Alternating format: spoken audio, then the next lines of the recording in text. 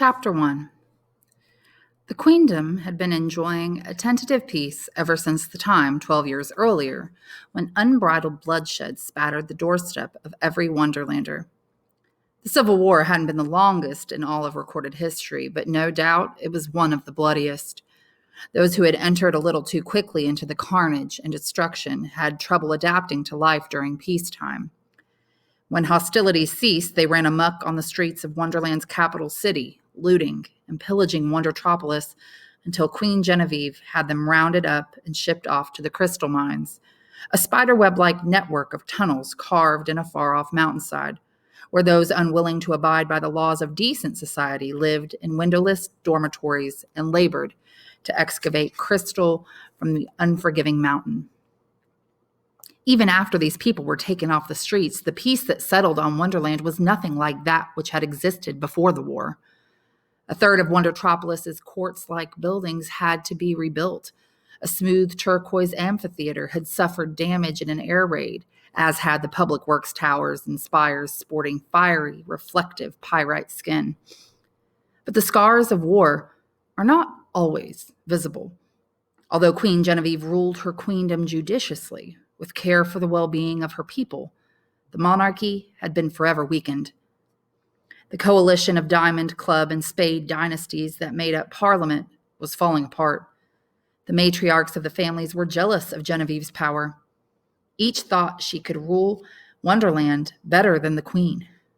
Each watched and waited for an opportunity to wrest control from her, keeping a none too friendly eye on the other families in case they happened to make a move first. After 12 years, the daily life of Wonderland had to return to what might be called normal.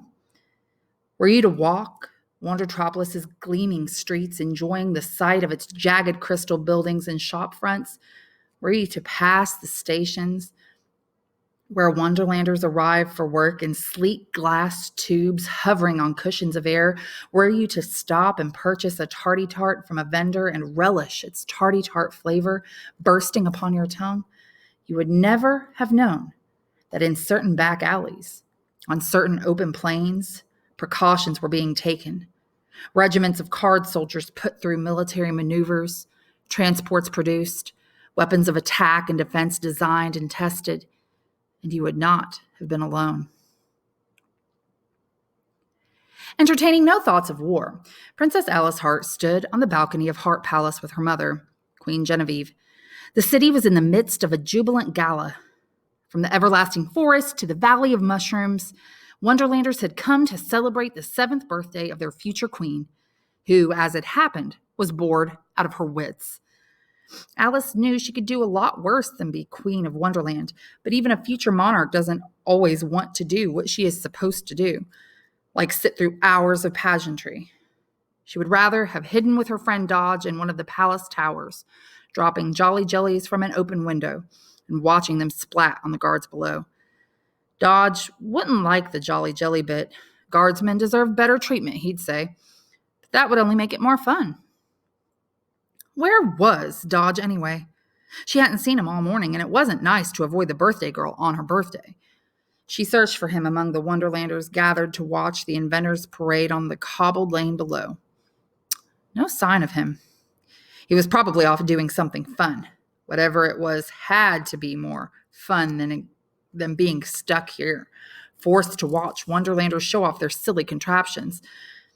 Bibwit Hart, the royal tutor, had explained to her that most of Wonderland took pride in the Inventors Parade, the one time every year when citizens flaunted their skills and ingenuity before the Queen.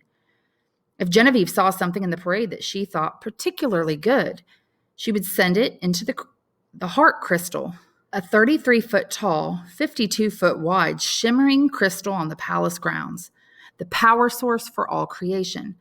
Whatever passed into the crystal went out into the universe to inspire imaginations in other worlds. If a Wonderlander bounced in front of Queen Genevieve on a spring-operated stick with handlebars and footrests, and she passed this curious invention into the crystal, before long, in one civilization or another, a pogo stick would be invented. Still, Alice wondered, what was the big deal? Having to stand here until her feet hurt, it was punishment. I wish Father were here. He's due back from Borderland at any moment, said Queen Genevieve. But since the rest of Wonderland is here, I suggest you try to enjoy yourself for their sake. That's interesting, don't you think? They watched as a man floated down from the sky with what looked like a hollow mushroom cap strapped to his back. It's pretty good, I suppose, said Alice, but it'd be better if it were furry. And with that, the mushroom contraption was suddenly covered in fur, its inventor falling to the ground with a thump. Queen Genevieve frowned. He's late, Alice said. He promised he'd be here. I don't understand why he had to make a trip so close to my birthday. There were reasons, as the Queen well knew. Intelligence had indicated that they may have already waited too long. Unconfirmed reports suggested Red was growing more powerful, outfitting her troops for an attack, and Genevieve was no longer sure that her military could provide adequate defense. She was as keen as Alice for King Nolan's return, but she had determined to enjoy the day's festivities. Ooh, look at that, she said, pointing at a woman wiggling as she walked as to keep a large hoop swinging round and round her waist. That looks diverting. It'd be more fun if it had fountains of water coming out of it, Alice said, and immediately the hoop was spurting water from tiny holes all along its surface, the surprised inventor still wiggling to keep it swinging round and round. Birthday or not, Alice, Queen Genevieve said, I don't think it's a nice day to show off. The fur on the first ever parachute vanished. The fountains of water on the newly invented hula hoop dried up. The power of Alice's imagination had made them appear and disappear. Imagination was an important part of life in Wonderland, and Alice had the most powerful imagination ever seen in a 7-year-old Wonderlander. But as with any formidable talent, Alice's imagination could be used for good or ill. The Queen saw mild reasons for concern. Hardly one revolution of the thermite moon had passed since Alice's last incident. Impatient with young Jack of Diamonds for some childish indiscretion, she'd imagined his trousers filled with slick, squiggling wormies. Jack of Diamonds had said he felt something funny, looked down, and saw that his trousers were moving, alive. He'd been having nightmares ever since. Alice claimed not to have done it on purpose, which may or may not have been true.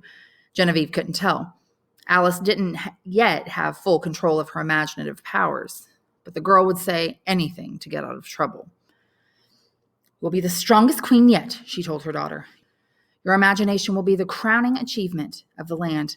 But Alice, you must work hard to develop it according to the guiding principles of the Hart dynasty: love, justice, and duty to the people. An undisciplined imagination is worse than no imagination at all. It can do more harm. Remember what happened to your Aunt Red. I know, Alice said sulkily. She had never met her Aunt Red, but she'd heard stories about the woman for as long as she could remember. She didn't bother trying to understand it all. It was history. Boring, boring, boring. But she knew that to be like Aunt Red wasn't good. Now that's enough lecturing for one princess's birthday party, Queen Genevieve said. She clapped her hands, and the parachute and hula hoop passed into the heart crystal, much to the joy of their inventors. An empty pair of King Nolan's boots floated out from behind the balcony door and began to dance in front of the brooding princess. Queen Genevieve, watching yet another extraordinary display of her daughter's imagination, said, Alice. Something in her tone made the girl stop what she was doing. The boots thudded to the ground, still. It's all in your head, the Queen sighed. Remember that, love. Whatever happens, it's all in your head.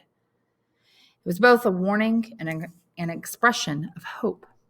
Queen Genevieve, aware of the dark forces at work somewhere in the wastes of the chessboard desert, knew that joy and happiness didn't last forever in Wonderland. Sooner or later, the queendom would come under attack, and it would require all of Alice's imaginative powers, and then some, to ensure its survival.